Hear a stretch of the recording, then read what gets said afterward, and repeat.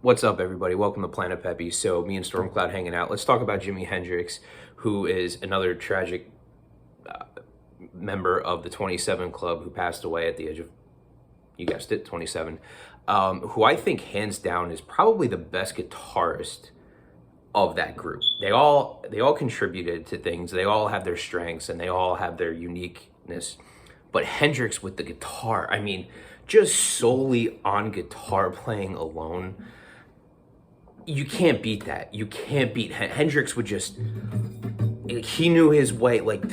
He knew his way around a guitar, like people know their way to work or something, or like the back of their hand. He was so it just clicked for him. And apparently, I heard this story that, well, I've heard a couple people, I have friends over the years and things like that, people that I've talked about music with, that he was apparently, some people have said this, that when he tragically again passed away at the age of 27, he didn't even know guitar theory, which I don't either, and I'm not comparing myself to Jimi Hendrix, I promise you that, but he was just starting to learn theory.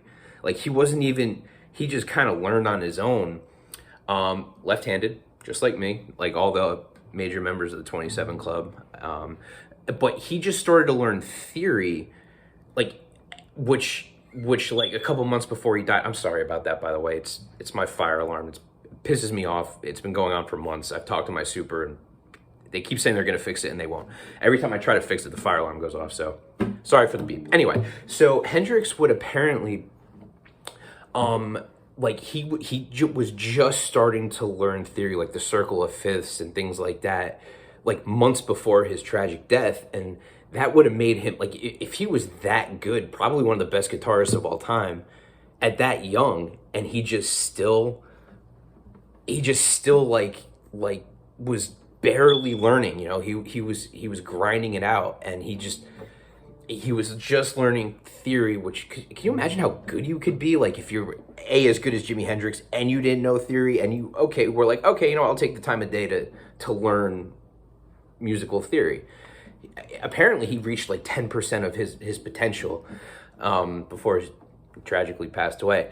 I also heard a story that he found a guitar in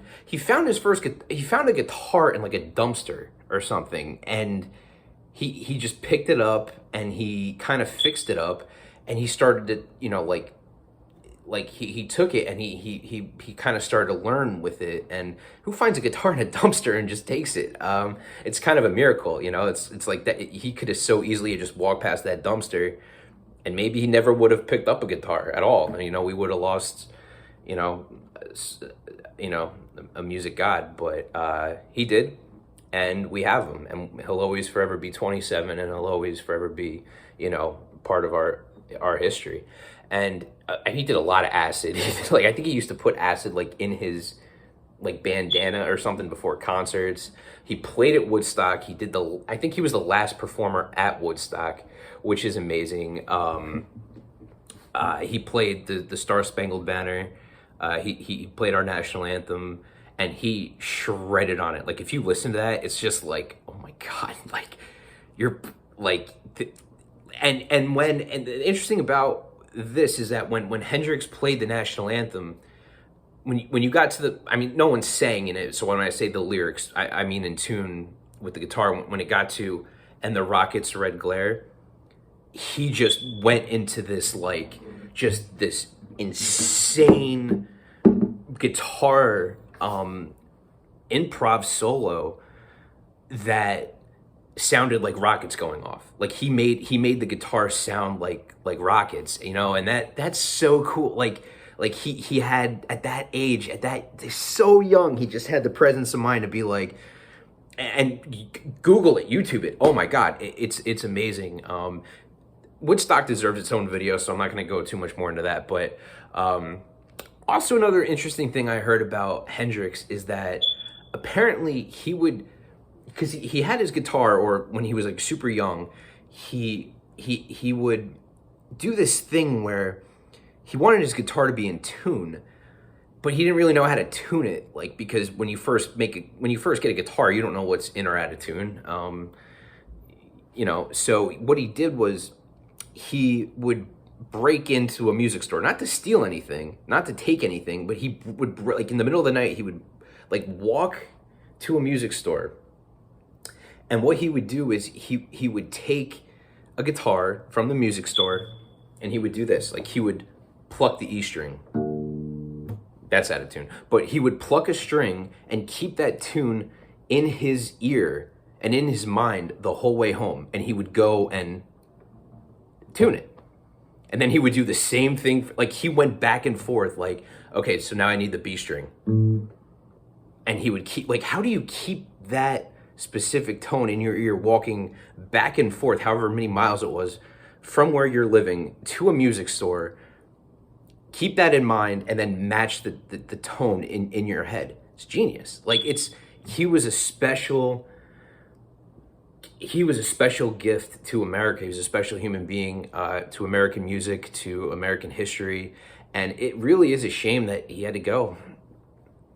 But he had to go. And, I forget exactly the cause of his tragic death. I think... I forget. I'm embarrassed that I don't know, or at least can't remember, but for the purposes of this video, but he was 27. I mean, you know how young that is? And I don't think he killed himself. I'm almost positive he didn't kill himself. I think how did he go out? Was it might have, I think it was an overdose. I think it was some type of overdose. And the interesting thing too about him is, I know this is his own video, I'm not trying to crossbreed here, but he died, I think, like 12 days after Janis Joplin did. They were like back to back. They were both 27, both prominent influencers of, American culture and American history. And he went out, right.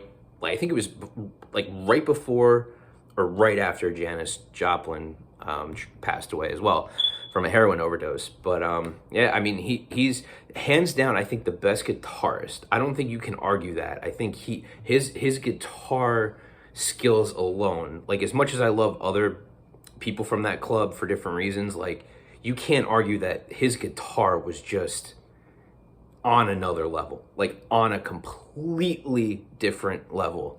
And it's a shame. I mean, if he had stuck around, what could he have done with this instrument, and with his life? But all right, so I'll cut it here. Planet-Pepe. So this is gonna be part 4. Yeah, Hendrix is. I mean, need we say more? He's Jimi Hendrix. Planet-Pepe. Peace.